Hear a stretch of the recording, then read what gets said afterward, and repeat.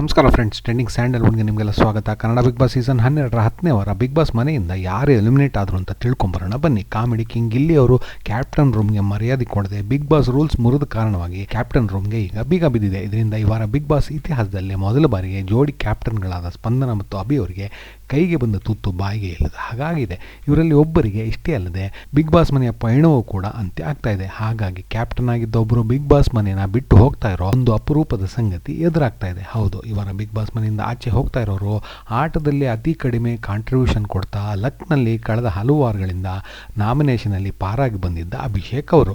ಇವರ ಲಕ್ ಇಲ್ಲಿಗೆ ಮುಗಿದಿದ್ರೆ ಕಳ್ಳೆಪುಟ್ಟಿ ಸ್ಪಂದನ ಅವರ ಲಕ್ ಅವ್ಯಾಹತವಾಗಿ ಮುಂದುವರಿತಾ 12 ವಾರ ಅವರು ಮನೇಲಿ ಇರೋದು ಇದರಿಂದ ಖಾತ್ರಿ ಆಗಿದೆ. ಇನ್ನು ಗಿಲ್ಲಿ ಅವರನ್ನ ಮನೆ ಒಳಗಿರೋರು ಕಳಪೆ ಕೊಟ್ಟು ತುಳಿಯೋಕೆ ಪ್ರಯತ್ನ ಪಟ್ಟರೆ ಅದು ಹೊರಗೆ ಅಭಿಮಾನಿಗಳ ಓಟ್ಗಳು ಸುನಾಮಿಯಾಗಿ ಪರಿವರ್ತನೆ ಆಗಿ ಕಳೆದ ವಾರ ದಾಖಲೆ ಓಟ್ಸ್ ಪಡೆದಿದ್ದ ಗಿಲ್ಲಿ ಈಗ ಮತ್ತೊಮ್ಮೆ ತಮ್ಮದೇ ರೆಕಾರ್ಡ್ ಮುರಿತಾ 13,51,548 ಓಟ್ ಪಡೆದು ಮತ್ತೊಂದು ದಾಖಲೆ ಸೃಷ್ಟಿ ಮಾಡಿದ್ದಾರೆ. ಇನ್ನು 2ನೇ ಸ್ಥಾನಕ್ಕೆ ಕಾವ್ಯ ಮತ್ತು ರಕ್ಷಿತಾ ಮಧ್ಯೆ ಇದ್ದ ತೀವ್ರ ಪೈಪೋಟಿಯಿಂದ ಕೆಲವು ಸಮಯ ಕಾವ್ಯ ಮುಂದೆ ಹೋಗ್ತಿದ್ರು, ಇನ್ನು ಕೆಲವು ಸಮಯ ರಕ್ಷಿತಾ ಅವರು ಮುಂದೆ ಹೋಗ್ತಿದ್ರು. ಈಗ ಕಾವ್ಯ ಅವರು 2ನೇ ಸ್ಥಾನನ ಭದ್ರಪಡಿಸಿಕೊಂಡು 6,73,140 ಓಟ್ಗಳನ್ನ ಪಡೆದಿದ್ರೆ ರಕ್ಷಿತಾ ಅವರು 6,47,947 ಓಟ್ ಪಡೆದು 3ನೇ ಸ್ಥಾನದಲ್ಲಿದ್ದಾರೆ. ಮಾಳು ಅವರು 2,38,654 ಓಟ್ ಪಡೆದು 4ನೇ ಸ್ಥಾನದಲ್ಲಿದ್ದರೆ ಜೈ ಮಹಾಕಾಲ್ ಧ್ರುವ್ ಅವರು 1,91,913 ಓಟ್ ಪಡೆದು 5ನೇ ಸ್ಥಾನದಲ್ಲಿದ್ದಾರೆ.